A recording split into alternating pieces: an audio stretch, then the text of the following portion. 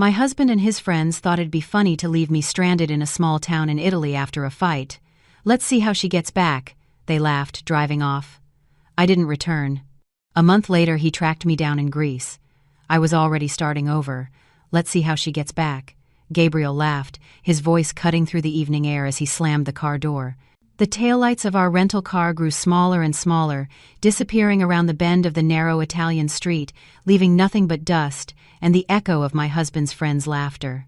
I stood frozen, my mouth still open in mid-sentence. The argument we'd been having outside the small cafe suddenly rendered meaningless by his unthinkable action. "He's coming back," I whispered to myself, drawing curious stares from locals enjoying their evening meals at sidewalk tables. "This is just to scare me." But the knot in my stomach tightened as minutes stretched into an hour, the sky darkening over the unfamiliar town whose name I couldn't even pronounce correctly. Before we begin, I want to take a moment to thank each of you for being part of this journey. If you're drawn to stories of women who find strength in unexpected places after betrayal, consider subscribing. It's completely free and helps support more stories of resilience and rebirth. Now, let's witness how one abandoned woman turned an act of cruelty into the beginning of her freedom. When I'd begged Gabriel not to drink so much at lunch, I never imagined it would escalate this far. His friends, college buddies celebrating their annual guys' reunion that I'd been reluctantly invited to join, had egged him on when I suggested we head back to our hotel. "She's always controlling you, man," Pete had said, ordering another round. When I stood up to leave, Gabriel had followed me outside, his words slurred but his anger precise. The fight turned ugly fast, with years of resentments bubbling to the surface on both sides. "Your purse has your passport, right?" He'd sneered before climbing into the driver's seat. "Then you'll figure it out. You're so smart, always telling me what to do." Night fell completely as reality sank in. The charming Italian town that had seemed so picturesque by day now felt threatening. I counted my cash, €80 and $37. Not enough for a flight home, barely enough for a night's lodging. My credit cards were in Gabriel's wallet. He'd offered to carry them earlier when my small purse had been too full. I found the cheapest pensione I could, a dingy room above a bakery with a narrow bed and a sink in the corner. The elderly woman who showed me to the room spoke no English, but seemed to understand my situation, patting my arm sympathetically. "He'd block me," I whispered to myself in disbelief, staring at my phone. 27 calls to Gabriel, all sent straight to voicemail. Text messages delivered but unanswered. I tried Pete, then Marco, then every one of Gabriel's friends who'd been in that car, all blocked. A shudder ran through me as I realized this hadn't been a momentary impulse, but a calculated humiliation. Sleep came in broken fragments, interrupted by hopeful checks of my phone and renewed panic. By morning, I'd convinced myself this nightmare would end. Gabriel would return, apologetic but ready to blame me for overreacting to his joke. I'd be angry but relieved enough to move forward, to return to our carefully constructed life in Boston, where he was a respected architect, and I was his supportive wife who'd set aside her own design career to manage their home and social calendar. But he didn't come. The second day I rationed my remaining money, buying only a panini for lunch while walking the town's perimeter, checking every hotel and restaurant for any sign of our tour group. By evening I realized they'd continued their planned journey, moving on to Florence without me. On the third day, a kind cafe owner who noticed me lingering outside his establishment offered me free espresso and, in broken English, directions to the local police station.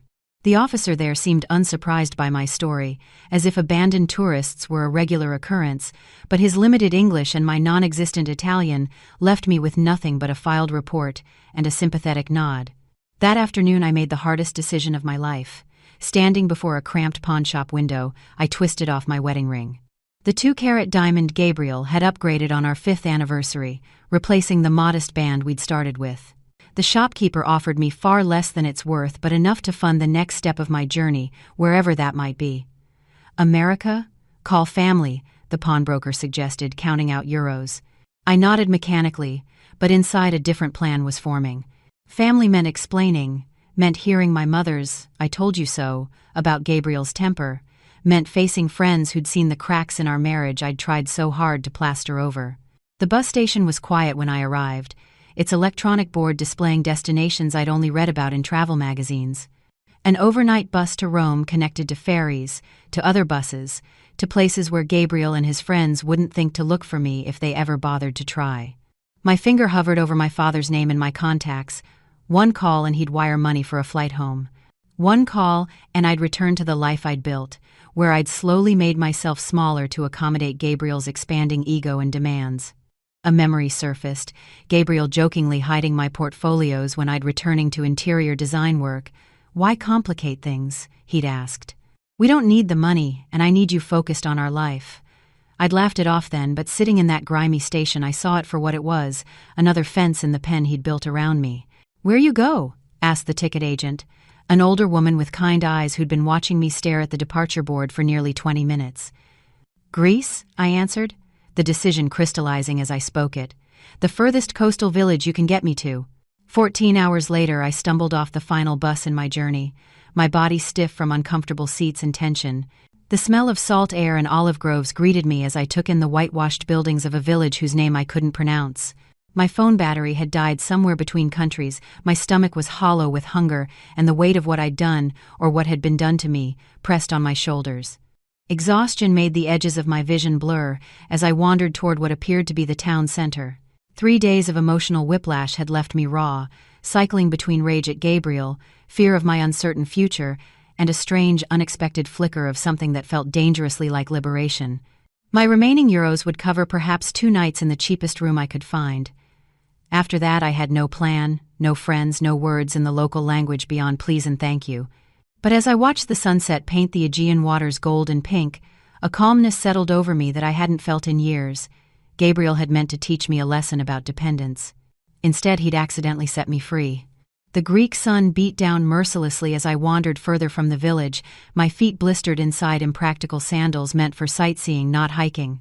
My water bottle had emptied hours ago, and the combination of dehydration, hunger, and emotional exhaustion made the world tilt around me. Silver-green trees lined the dusty path, their leaves shimmering like coins in the breeze. Olive groves, I realized dimly just before my knees buckled beneath me. The ground rushed up to meet my face, but I barely felt the impact. Darkness etched my vision as a strange calm washed over me. Perhaps this was fitting. Abandoned by my husband in one foreign country only to collapse alone in another. I closed my eyes, giving in to the exhaustion that had been building since Gabriel drove away. "Fiasmo, Kyria." A woman's voice cut through my haze, followed by weathered hands turning me over. An elderly face swam into focus, deep lines etched around kind eyes wide with concern. She spoke rapidly in Greek, patting my cheeks and offering a canteen. The water revived me enough to sit up, though my head still spun violently. She introduced herself as Elena, repeating her name while pointing to herself. I mimicked her gesture weakly. "Alexis." Elena helped me to my feet, her small frame surprisingly strong as she supported my weight. She pointed toward a stone farmhouse nestled among the olive trees and made walking motions with her fingers. I nodded, lacking the strength to resist as she guided me slowly up the hill. The farmhouse kitchen welcomed me with the scent of herbs hanging from wooden beams and something savory bubbling on an ancient stove. Elena settled me at a worn wooden table before calling out to someone.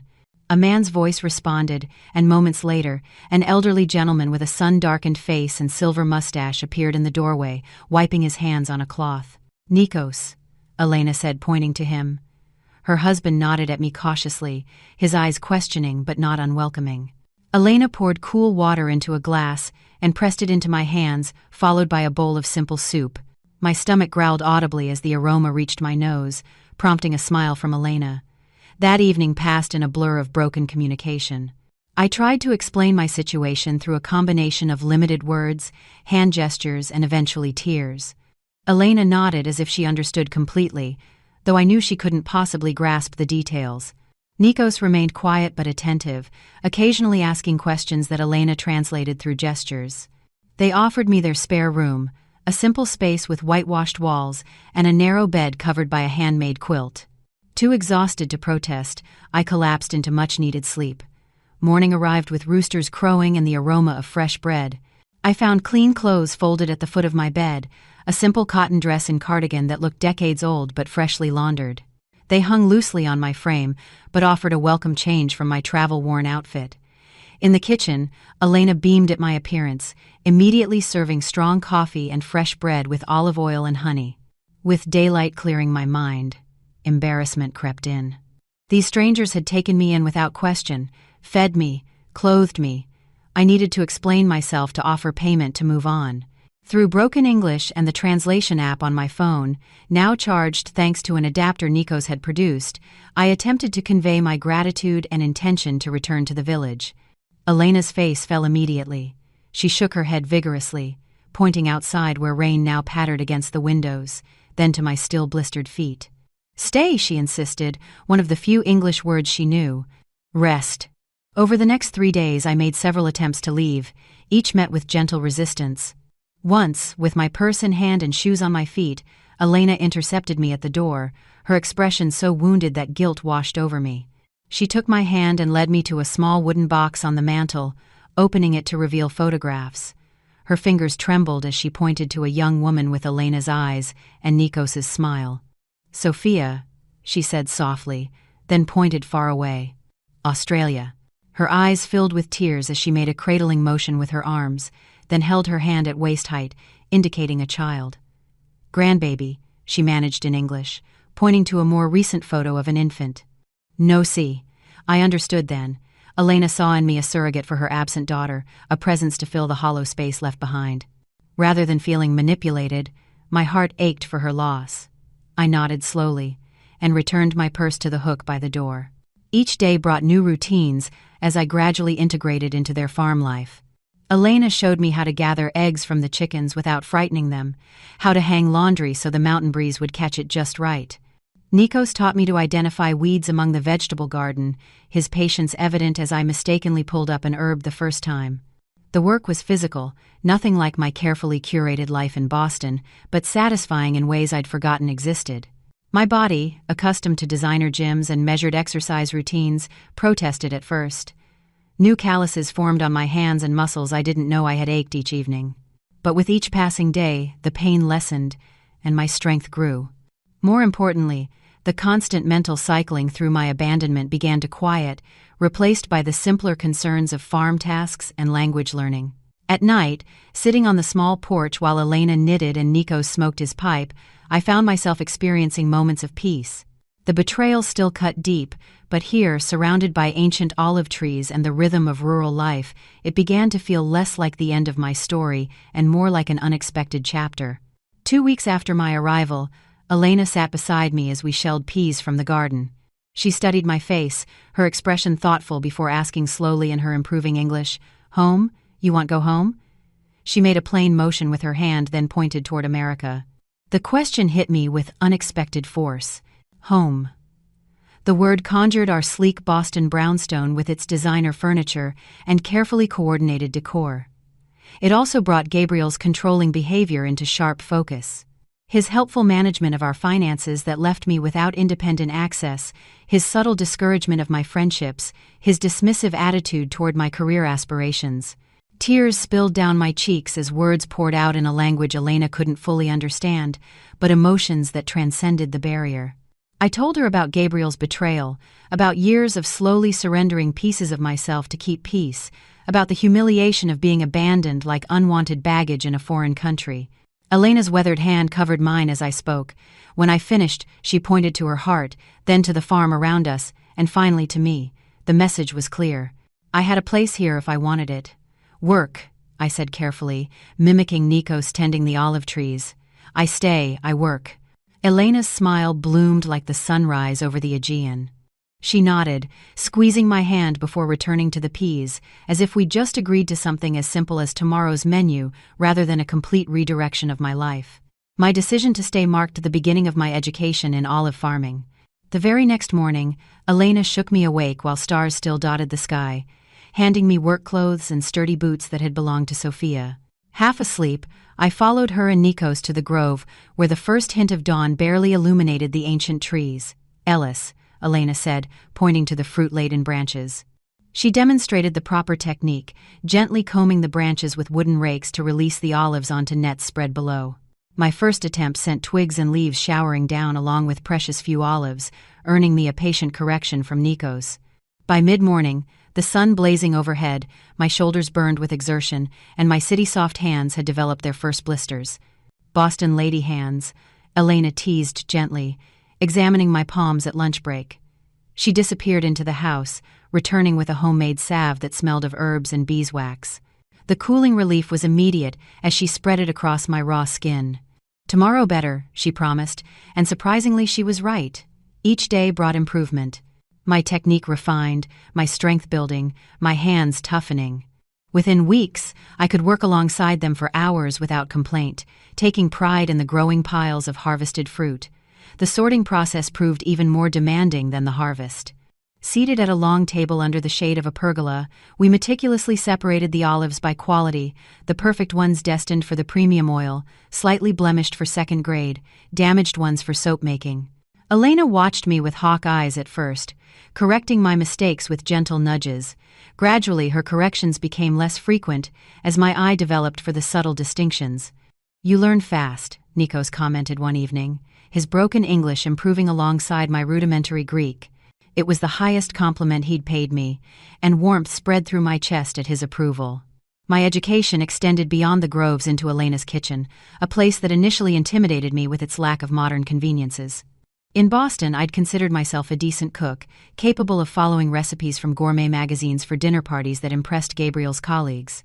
But Elena's cooking involved no measuring cups or precise temperatures, just generations of knowledge passed through hands and observation. "Watch," she'd say, kneading dough for bread with practiced motions. I'd mimic her movements, failing spectacularly at first. My initial loaves emerged from the outdoor stone oven misshapen and either underbaked or burnt beyond recognition. "Practice," Elena encouraged, breaking apart even my worst attempts to taste them. "All learning is waste." Her acceptance of imperfections struck me as revolutionary. In my previous life, mistakes had been something to hide, not stepping stones to mastery. The simplicity of their meals revealed how processed my American diet had been. Here, everything came from their land or neighboring farms. Vegetables still warm from the sun, eggs collected that morning, cheese from the goats down the road.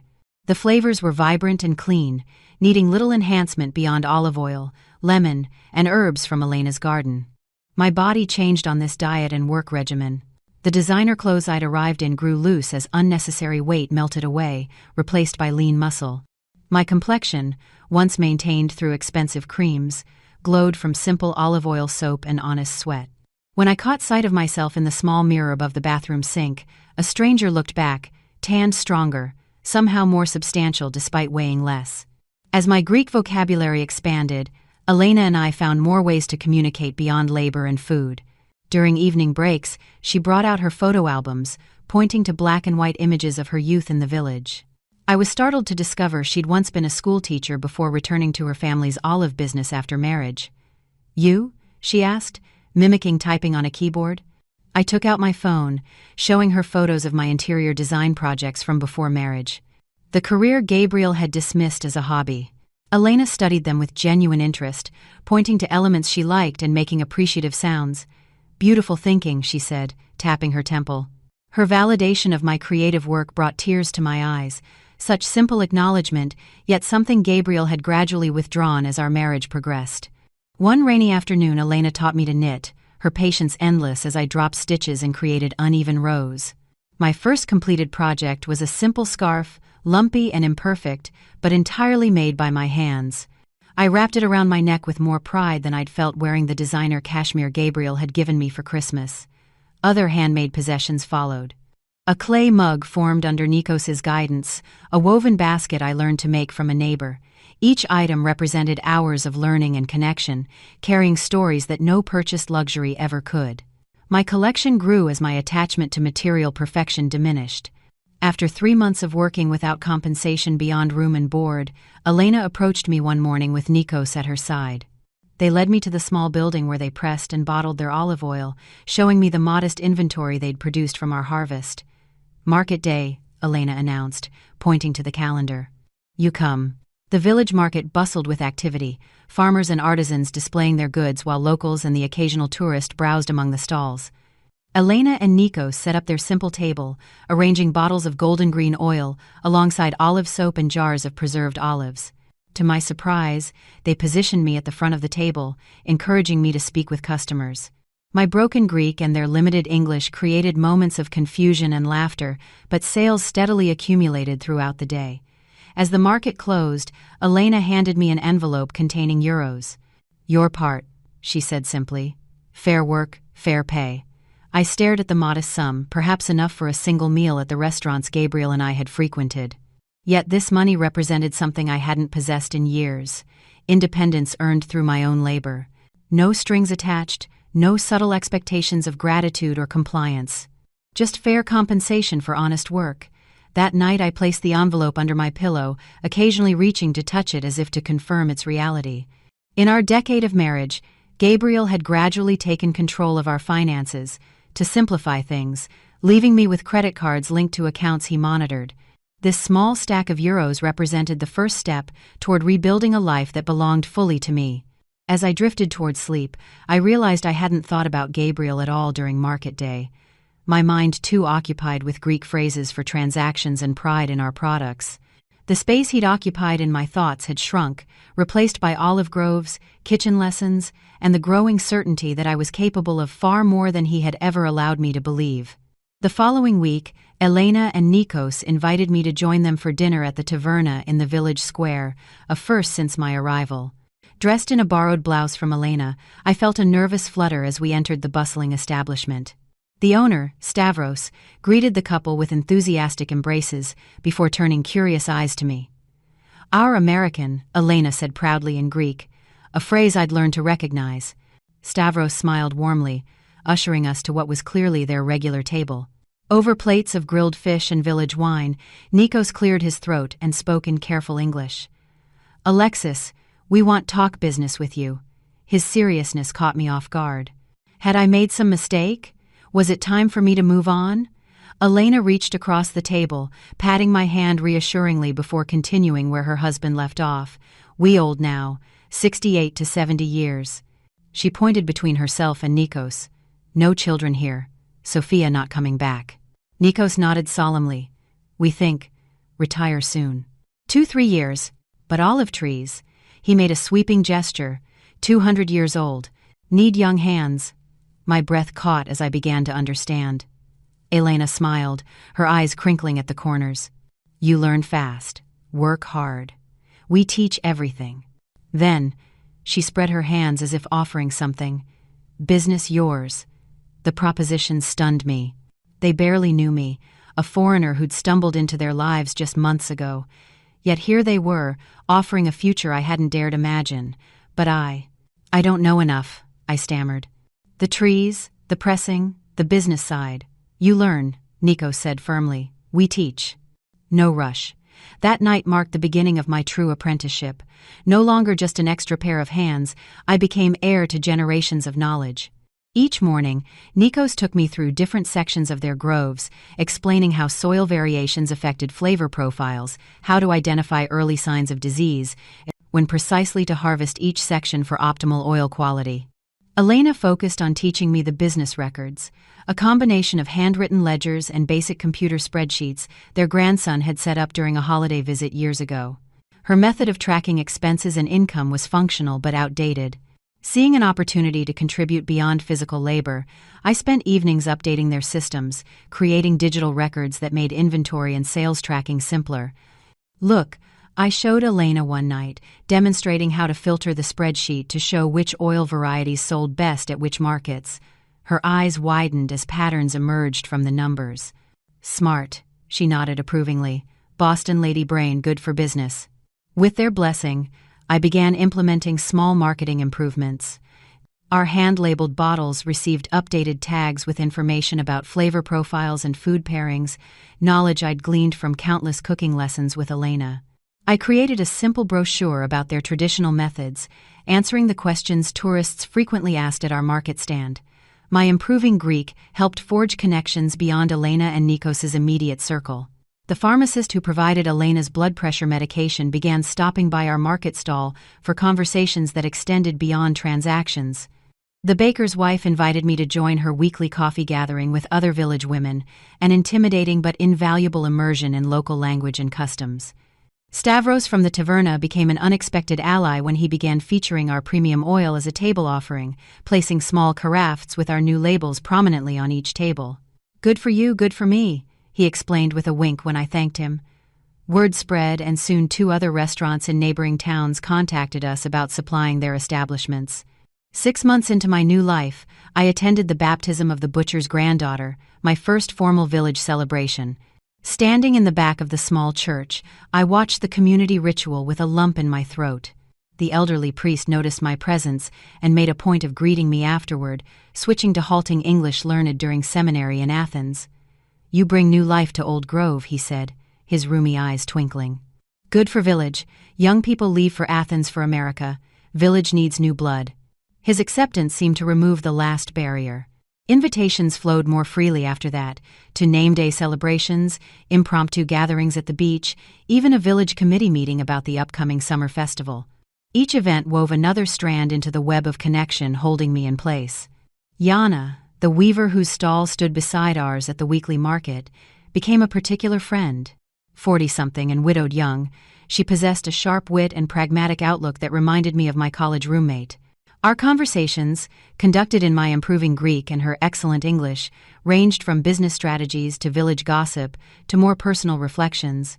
"You never speak of America," she observed one quiet afternoon as we packed up our unsold goods. "Family there. Friends." The question pierced me unexpectedly. I'd grown so focused on building my new life that I'd pushed thoughts of my old one aside. My parents died years ago. A few friends, but I trailed off, realizing how Gabriel had gradually isolated me from my support network, always finding reasons why my college friends were problematic or work colleagues using me. Yana nodded knowingly. "The husband who left you in Italy." "You never say his name." "Gabriel," I said, the syllables feeling foreign on my tongue after months of silence. "His name is Gabriel." "And he never searched for you?" Her directness was refreshing after months of Elena and Nikos's gentle avoidance of the topic. "I don't know," I admitted. "I haven't checked." "My phone." I gestured vaguely. I'd powered it on occasionally to take photos but had abandoned my American email and social accounts, unwilling to confront whatever might be waiting there. Yana's raised eyebrow challenged me. "Perhaps time to look. Not for him, for you. To close the door properly." Her words stayed with me.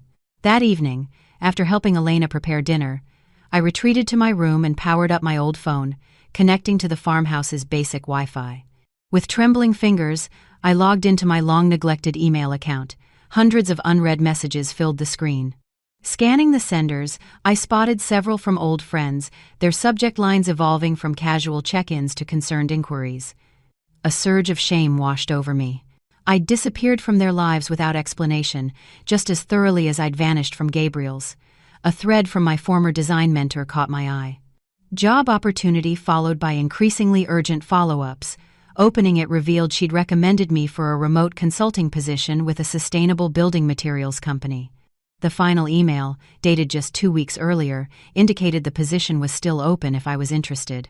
Before I could consider this unexpected bridge to my former life, another email sender froze my fingers on the screen. Gabriel Davis, with the subject line, "I know where you are." The timestamp showed it had arrived just hours earlier. Heart-pounding, I clicked it open. "Alexis, it's taken months and a private investigator, but I finally tracked you to that backwater in Greece. This has gone on long enough. I'm coming to bring you home and end this ridiculous tantrum. My flight lands in Athens on Thursday. Be ready. 3 days from now." The room spun around me as panic and anger collided in my chest. How dare he? After abandoning me, after months without a word, he expected to simply collect me like misplaced luggage? I stumbled downstairs, the phone clutched in my hand. Elena looked up from the account ledger spread across the kitchen table, her smile fading as she registered my expression. "Bad news from America?" she asked gently. "Gabriel," I managed. "He's coming here, Thursday." Elena's eyes narrowed slightly. She reached beneath the ledger and pulled out an envelope, sliding it across the table toward me. Good timing then, was waiting for right moment. Inside, I found legal papers bearing my name alongside Elena and Nikos's, written in Greek with English translations. "Partnership agreement," Elena explained. 1/3 business years now. Not future, now. Tears blurred my vision as I stared at the document, understanding its significance. Not just employment or apprenticeship, but legitimate partnership. Not just a place to stay, but a foundation to build upon. Not charity, but earned recognition. You choose what happens Thursday, Elena said firmly, tapping the papers. You have home here, business here, friends here. She pointed to the phone in my hand. That man, he no longer decides. The truth of her words settled over me like a mantle of certainty. For the first time since being abandoned in that Italian town, I felt not just surviving but anchored. Gabriel was coming, but he would find a very different woman than the one he'd left behind. The following days passed in a blur of preparation. Not the kind Gabriel would expect. No packing of bags or tearful goodbyes, but emotional fortification. I visited Katerina, the village's only lawyer, who helped me draft divorce papers in both Greek and English. I contacted my old design mentor, tentatively accepting the remote consulting opportunity. I even wrote emails to friends I'd left behind, offering brief explanations without apologies. Thursday arrived with a perfect Greek summer sky, cloudless and bright. I was in the processing shed, testing olive oil samples with Nikos, when the unfamiliar sound of a rental car engine broke the afternoon quiet. Elena appeared at the doorway, her expression a mixture of concern and resolve. "He is here," she said simply. Heart-hammering, I wiped my hands on my work apron and stepped outside. Gabriel stood beside a sleek silver sedan, designer sunglasses perched on his perfectly coiffed hair, examining the humble farmhouse with visible distaste. He wore the casual but expensive travel outfit I recognized from countless business trips, tailored chinos, and a button-down that probably cost more than a week's profit from our olive oil. He didn't notice me at first, giving me precious seconds to steady myself. This man who had once been the center of my universe now looked somehow smaller, less substantial against the backdrop of ancient olive trees and weathered stone buildings that had become my home. "Gabriel?" I called, my voice calmer than expected. He turned, and the shock that registered on his face was almost comical. His eyes traveled from my work boots to my sun-browned arms, lingering on my unstyled hair, pulled back in a simple kerchief. I watched recognition battle with disbelief across his features. "My God, Alexis, what happened to you?" The familiar disapproving tone that once would have sent me scrambling to fix whatever he found lacking now merely washed over me like a wave against rock. "Life happened," I replied, taking measured steps toward him. "What are you doing here, Gabriel?" He removed his sunglasses, his practiced charm sliding into place as he extended his arms. "I've come to take you home, of course. This has gone on long enough, don't you think? Whatever point you were trying to make." "This isn't about making a point," I interrupted, stopping well outside his reach. "This is about making a life." His smile faltered. Behind me, I heard the quiet shuffling of Elena and Nikos emerging from the house. Though they couldn't understand our words, they positioned themselves within view, silent guardians ready to intervene if needed. Gabriel noticed them, his expression hardening. "Are these the people you've been staying with? Have they been holding you here? Because if so, they've been teaching me I cut in about olive farming, about community, about kindness without conditions." I gestured toward the grove surrounding us. "I'm part owner now. I have a business here." Disbelief crossed his face, followed quickly by the condescension I knew all too well. "A business? Lexis, be serious. You're a designer, not a farmer. This is what some eat, pray, love phase after our fight. I admit I shouldn't have left you in Italy. It was a stupid, drunken mistake. I've apologized. Now it's time to come home." "You've apologized?" I echoed. "When? In what universe does tracking me down and demanding I return count as an apology?" His jaw tightened, the charm evaporating. "Fine. I'm sorry I left you in Italy. It was immature and wrong. Is that what you want to hear? Can we move past this now? Why did you even look for me, Gabriel? It's been months. Why now?" He shifted uncomfortably, glancing at the elderly couple watching us intently. "Can we discuss this privately? In the car, perhaps? They don't speak English and I have nothing to hide from them. Why now?" His shoulders slumped slightly. "Your parents have been calling. Friends asking questions at events. Clients wondering why you're not at the house when they visit. It looks," he trailed off, "bad for your image," I finished for him. "It damaged your reputation." "Our reputation," he corrected sharply. "Our life together. The one we built over 10 years of marriage." "The one you built," I countered. "The one where I gradually became nothing more than an accessory to your success." "Tell me, Gabriel, did you even notice how unhappy I was before Italy? Did you care?" His expression darkened. "We had a good life, Alexis. A beautiful home, financial security, respect in the community. What more could you possibly want? Purpose, connection, agency over my own choices. I gestured to the small stone house behind me. I found all three here in a place you'd dismiss as primitive and backward. This isn't you, he insisted, desperation edging into his voice.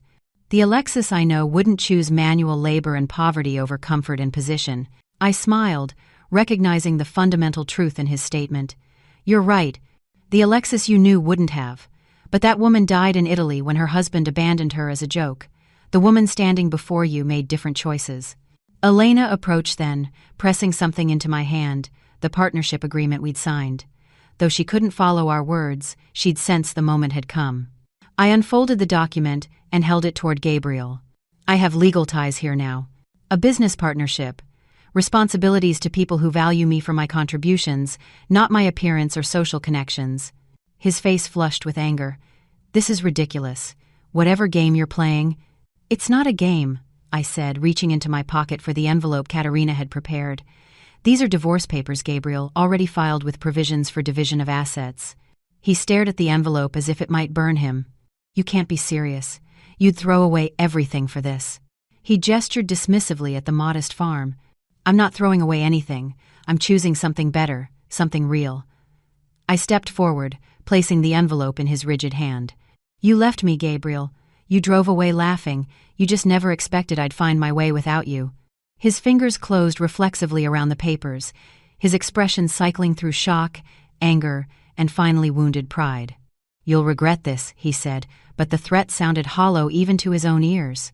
When the novelty wears off and you're still hauling olives in the hot sun at 60, you'll remember what you gave up. Maybe, I conceded, but I'd rather risk regret from choices I made than live with the certainty of regret from choices made for me. Nico stepped forward then, placing a weathered hand on my shoulder. Though he couldn't understand our exchange, he recognized the conclusion in our body language. He said something in Greek to Gabriel, his tone firm but not unkind.